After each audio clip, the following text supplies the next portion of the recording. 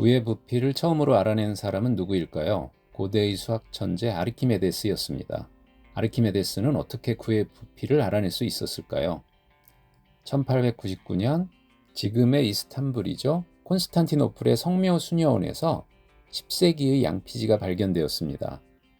이 양피지에는 1229년 4월 13일에 기록된 기도문에 의해 부분적으로 지워지고 덮어 쓰여진 아르키메데스의 작품들이 들어있었습니다. 놀랍게도 이미 사라져버린 것으로 생각되었던 아르키메데스의 저작 방법론이었습니다. 아르키메데스는 지렛대와 무게중심에 대한 지식을 이용해 다양한 기하학적 도형들을 서로 균형 있게 다룰 수 있는 방법들을 생각해냈습니다. 그럼 아르키메데스의 방법을 최대한 따라가면서 구의 부피를 구해보겠습니다. 아르키메데스는 두 가지 지렛대의 원리를 수학적인 공리처럼 사용했습니다. 각각 균형의 공리와 무게중심의 공리라고 부르겠습니다. 균형의 공리란 지렛대 위에 두 물체가 올려진 채 그림과 같이 균형을 이루기 위해서는 거리의 비가 질량의 비와 반비례해야 한다는 것입니다. 즉 거리와 질량의 곱이 서로 같아야 합니다. 편의상 거리 질량 곱이라고 부르겠습니다. 현대의 역학으로는 회전력이라고 할 수 있습니다. 두 번째 무게중심의 공리는 만약 지렛대의 받침점 한쪽에 두 물체가 놓여진 채로 다른 쪽에 놓인 물체와 균형을 이루고 있다면 그 두 물체의 무게중심으로 두 물체를 옮겨서 겹쳐 놓았을 때에도 지렛대는 여전히 균형을 이룬다는 것입니다. 만약 두 물체의 질량이 같다면 두 물체의 무게중심은 두 물체가 놓였던 위치들의 중점입니다. 아르키메데스는 세 개의 입체 도형을 이용하였습니다. 구와 직원뿔, 직원기둥입니다. 지름이 2r인 구를 생각하고 직원기둥과 직원뿔의 크기를 다음과 같이 정합니다. 직원기둥은 구를 꼭 채울 수 있는 크기입니다.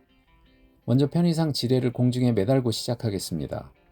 지뢰의 한쪽에는 구의 지름의 길이만큼인 지점에 직원뿔과 구를 매답니다.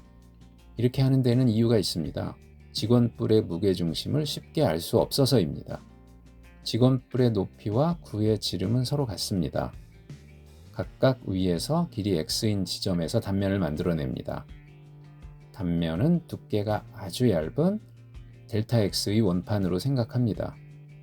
직원뿔에서의 단면은 반지름 x인 원입니다. 구에서의 단면은 원의 성질과 닮은 비를 이용해서 구합니다. 밀도는 서로 같다고 생각합니다.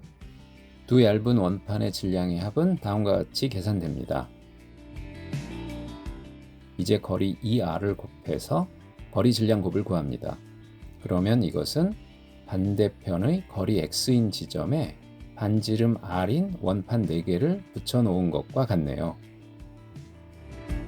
차라리 밀도를 4로 해서 원판 하나를 붙여놓는다고 생각하죠. 그럼 이제 왼편으로 가서 x는 0인 지점에서부터 x는 2r인 지점까지 움직여가면서 직원뿔의 원판과 구의 원판에 의한 거리 질량 곱과 같도록 오른편에 반지름 r이고 밀도가 4인 원판을 차례로 붙여갑니다. 그러면 오른편에는 그림과 같은 직원기둥이 만들어집니다. 완전한 균형을 맞추었네요. 오른편에 있는 직원기둥의 무게중심은 정확히 알 수 있습니다. 정확히 x는 r인 지점입니다. 이제 좌우의 거리 질량 곱을 비교합니다. 드디어 구의 부피를 알 수 있습니다. 놀랍죠? 하지만 끝이 아닙니다.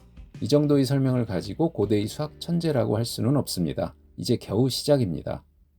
어떤 것들은 역학적인 방법에 의해 처음에는 분명해졌지만 어떤 것들은 그 방법에 의한 그들의 조사가 실제적인 증거를 제공하지 않았기 때문에 그 후에 기하학에 의해 증명되어야만 했습니다.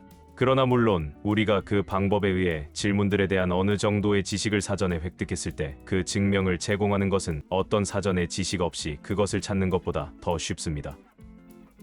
아르키메데스는 오차라고 할 수 있는 부분을 어떻게 처리해야 하는지 그 방법을 제시했습니다. 아르키메데스에 의해 많은 기하학적 증명에 사용된 이 방법은 실진법이라고 합니다. 실진법에 의한 엄밀한은 매우 복잡하면서도 단조로운 작업이라서 후대의 많은 수학자들을 심란하게 만들었으며 고통 속에 빠뜨렸습니다. 아르키메데스는 원뿔대를 차례로 내접시키고 또 외접시키는 방식으로 구의 부피에 대한 참값의 범위를 제한하였습니다. 그리고 원뿔대의 개수를 늘려가면서 오차의 크기를 어떤 양보다도 작게 할 수 있음을 논증하고 있습니다. 구와 원뿔대의 부피합을 비교하는 작업은 매우 쉽지 않은 작업입니다. 위치에 따라서 그 원뿔대의 모양이 달라지기 때문에 더욱 쉽지 않습니다. 우리가 이 모든 작업을 다 따라가 볼 수는 없습니다. 하지만 아르키메데스가 떠올렸던 그 생각의 핵심은 다 전달했으니 그것에 만족하고 오늘의 영상을 마치겠습니다.